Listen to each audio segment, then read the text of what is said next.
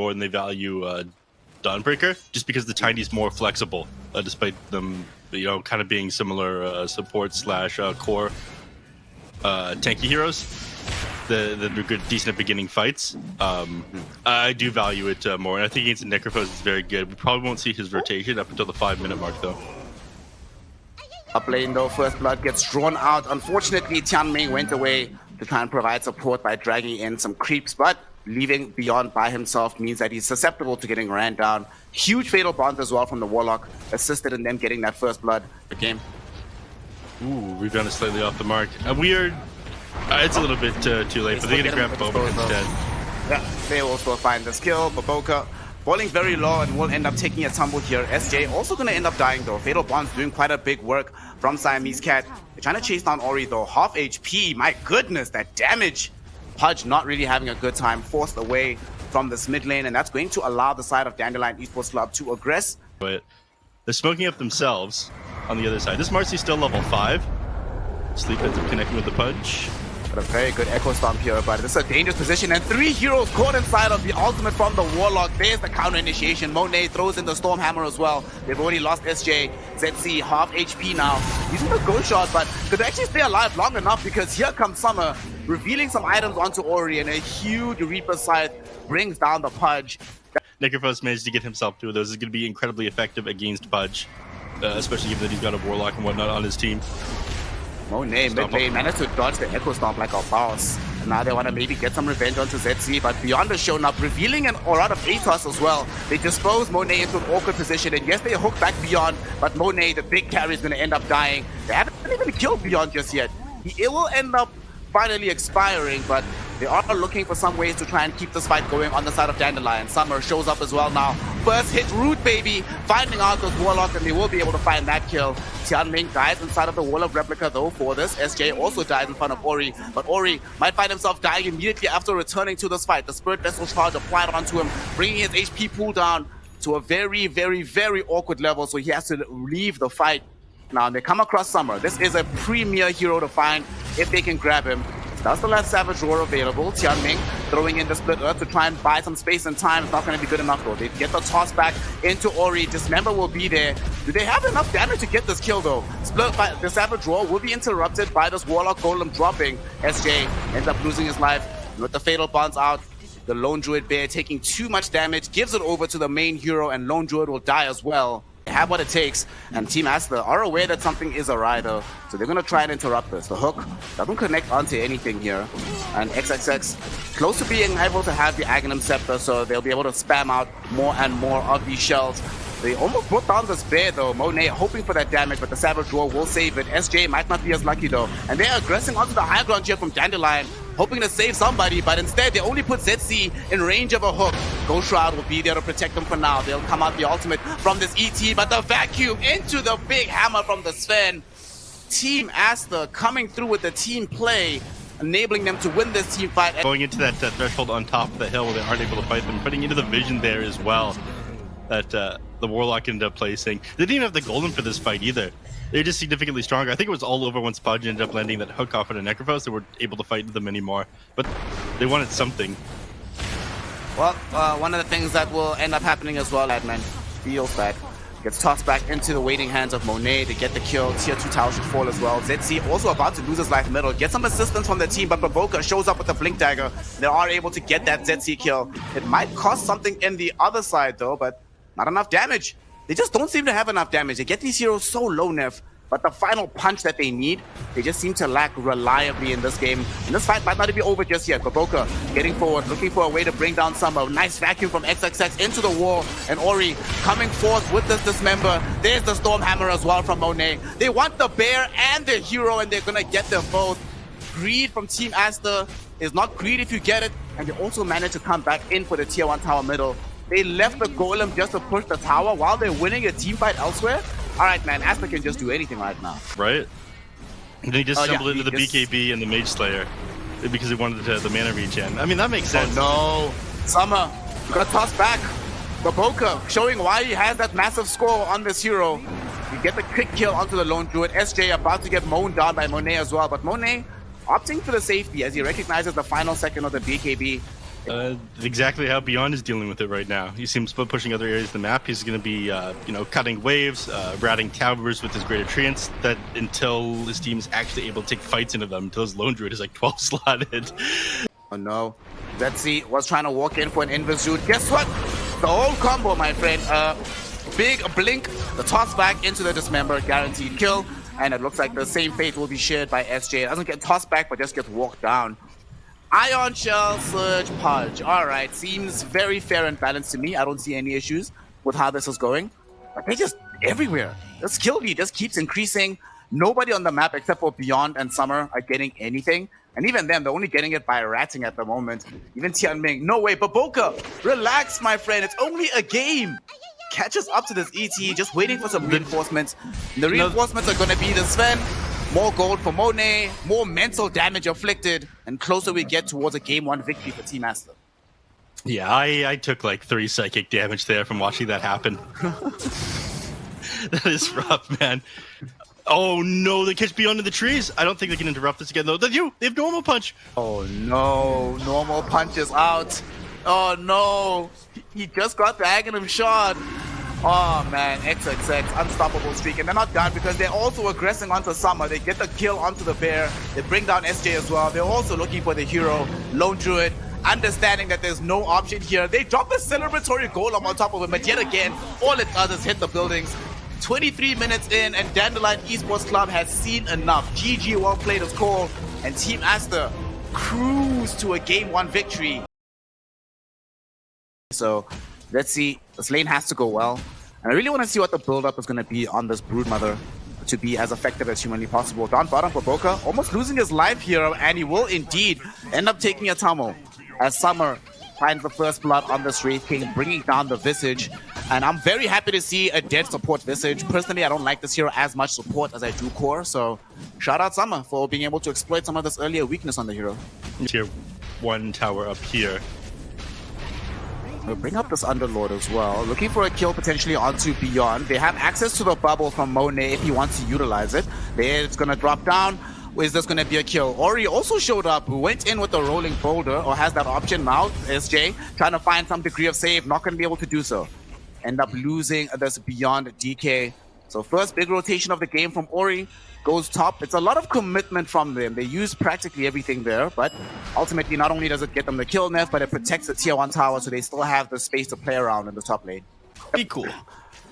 Little bit of spiders just slowly chomping away at the tower, and they will be able to drop it. XXX realizes too late that he can do something about this. They will at least try to kill ZC though, and they should have the damage for this one.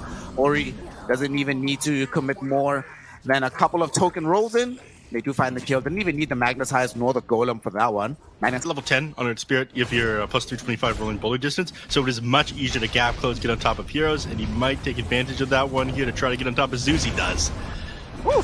Beautiful catch, and they should be able to find this kill. SJ showing up. We haven't actually seen a lot of these disposers actually get the salvation necessary.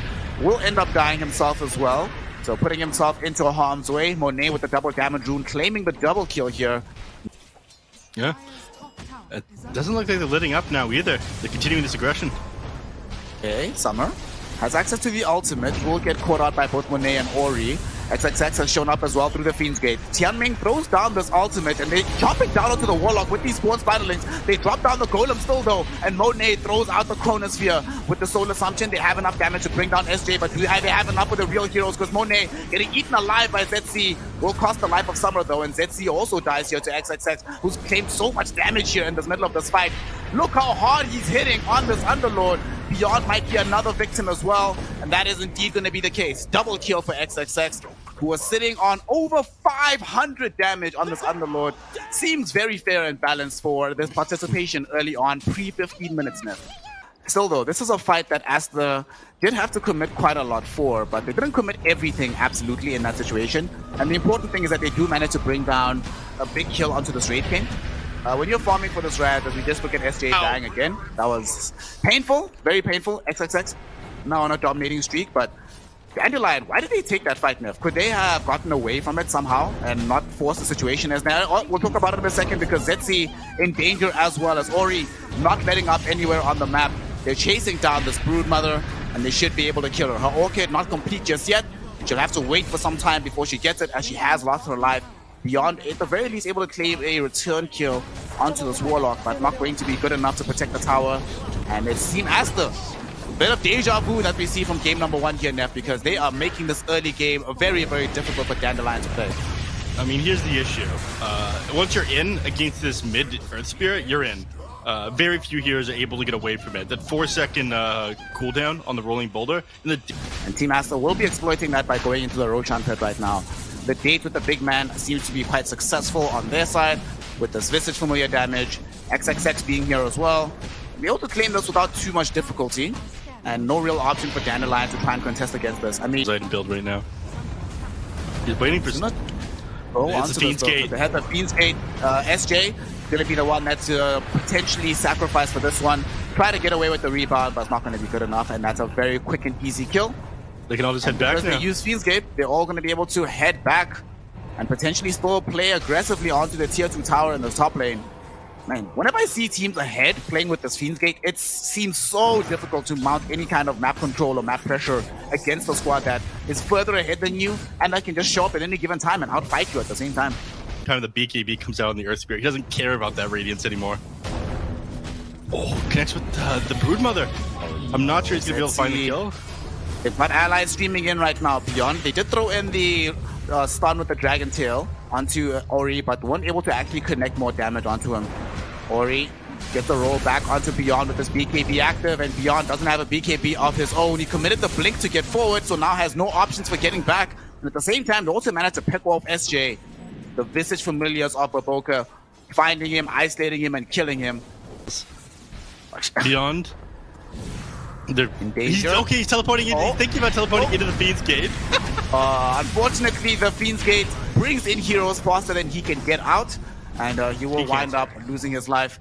Dead again on this DK, progression to the BKB being halted, but there might be a fight elsewhere. Monet, ooh, beautiful chrono drop down onto ZC. Summer tries to buy time with the Raid Fire Blast, but ZC doesn't have a BKB to protect him against Ori, who will roll onto him and get the kill. And now Summer in a similar predicament, kicked back into this pit of madness of XXX. He is in danger. No BKB, no defensive items. He will end up losing his life. 8k gold lead now for Team Aster. And that Radiance will not help you against the second salvo of damage. And Team Aster really are feeling free to do whatever the hell they want. And they just got a BKB on Monet as well, man. Yeah, they do. XSS, look at the damage he's doing to this tier 3. This is insane. He's doing more than 100 damage per swing to this tower. Monet is really far in. In fact, he ends up going down. But that's just what the Aegis is going to expire in another 20 seconds anyways. Yep, Aegis is already about to expire. And it also claims the life of both Beyond and SJ in the similar moments as they took away the Aegis. And he's just like, well, on life number 2, I'm getting this BKB delivered anyway, so not really all that much you can do. And now we know that the one spell that we might have had any degree of fear of, which is the Thunder God's Wrath, is now down. So if it ain't broke, don't fix it. Let's just keep pushing. Yeah. They still have access to this Chaos Golem in the backlines. We've got these familiars out from Baboka. And they have no real reason to leave here now. All 3 of their cores have BKBs at the ready if a fight does come from Dandelion. Yeah, these birds need to make quick work of the racks alongside XSS with the plus 300 damage that he's consistently holding. He TP's out now. He doesn't have Fiend's Gate for another 30 seconds as well, so they might think this is their only opportunity to take a fight right now on Dandelion. And they're going to try to chase these heroes down, but they just can't connect with anyone. Oh, a regen rune for Ori. Oh my god, Ori's gonna come back. Monet, they also realize that they've chased too far. Beyond stayed inside the base, and he's the only one that has Blink Dagger. So they can't actually initiate this fight, even if they want to. Like, you can't do anything about this. This is so sad. ZC has access to this Orchid, but he knows that, like, well, what do I do? I'm gonna run up, Orchid this hero, and then what? What's the next step? What's the plan B? This step 2 here. There's no step 2. Question marks, and then step 3 profit? Yeah. Something like that. Oh no, Summer might be in danger here. All right, they missed with the Pit of Malice, but Ori still gets the growl out onto SJ here, throws in the Magnetize, quite a decent amount of damage. With Fatal Bonds, SJ already down to less than half HP, had to flee within the fountain. Although that does at least force out a BKB charge from Ori, so Team Aster finally will call it quits and back off. But Dandelion corralled once more inside their base. This feels like a desperation smoke here, Neff. That's because it is. And this is into a Chronosphere. Unless you catch the Faceless Void as the first hero. Alright, they didn't even finish off the Warlock here. He can drop the Chaotic Offering. They can drop the Chronosphere if they want to. There it is. Will drops in Chaotic Offering. There's the Chrono on top of it as well with these Fatal Bonds. DK's dead. Marcy's gone down as well. ZC was caught outside of this bubble and ended up losing his life. And here's Summer. Inside of Pit of Malice. Has access to the Rad, but who cares as Baboka rinses him down as well. They're going to turn this into a team wipe by chasing down and killing Tian Ming. And Team Aster, no messing about here in game number 2. They secured almost exactly the same score as game number 1. 4 kills to 24 versus 4 kills to 25. And they make sure that they get a strong finish